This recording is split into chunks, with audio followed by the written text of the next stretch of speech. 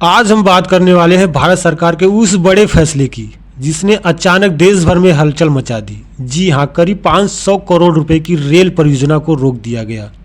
अब बड़ा सवाल यह उठता है कि आखिर सरकार ने इतना बड़ा कदम क्यों उठाया, इसके पीछे क्या वजह थी, या फिर सुरक्षा और रणनीति से जुड़ा कोई बड़ा खेल था। आइए जानते हैं पूरी कहानी इस वीडियो में।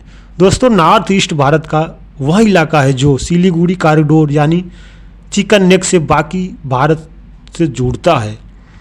यह कॉरिडोर सिर्फ 22 किलोमीटर चौड़ा है और अगर यहाँ किसी वजह से रास्ता बंद हो जाए तो पूरा नॉर्थ ईस्ट भारत से कट सकता था। इसलिए भारत सरकार कई सालों से इस क्षेत्र की कनेक्टिविटी को बेहतर बनाने में लगी थी। रेल प्रोजेक्ट, नए रोड कॉरिडोर और इंफ्रास्ट्रक्चर के जरिए नॉर्थ ईस्ट को देश के बाकी हिस्सों से जोड़ने की कोशिश की जा रही थी। लेकिन अब खबर सामने जो निकल कर आ रही है कि 500 करोड़ की 3 बड़ी रेल परियोजनाओं को पूरी तरह से रोक दिया गया।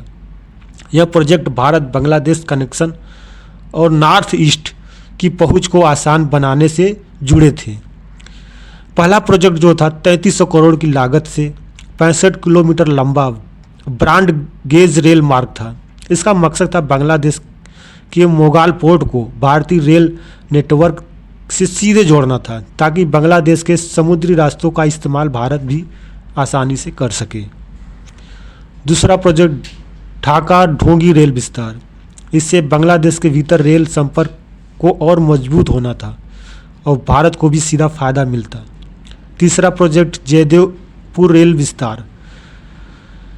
यह प्रोजेक्ट 2027 तक पूरा होना था और नॉर्थ ईस्ट की ओर बेहतर कनेक्टिविटी देने के लिए अहम माना जाता था। लेकिन इन तीनों प्रोजेक्ट को रोक दिया गया। अब सवाल यह है कि भारत ने इतना बड़ा कदम क्यों उठाया। मीडिया रिपोर्ट के जानकारों का मानना है कि इसके पीछे मुख्य वजह है राजनीतिक सुरक्षा।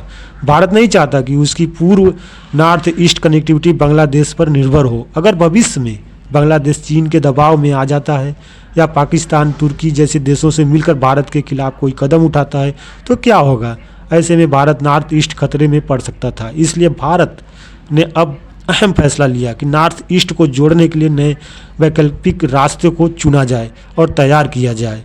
भारत और बांग्लादेश के बीच रिश्ते अभी अच्छे हैं, लेकिन भविष्य की राजनीति हमेशा अनिश्चितता रहती है और बांग्लादेश चीन से हथियार लेता है या पाकिस्तान तुर्की के साथ मिलकर कोई चाल चलता है तो भारत मुश्किल में पड़ सकता है। लेकिन अब सरकार ने यह खतरा पहले से भांप लिया।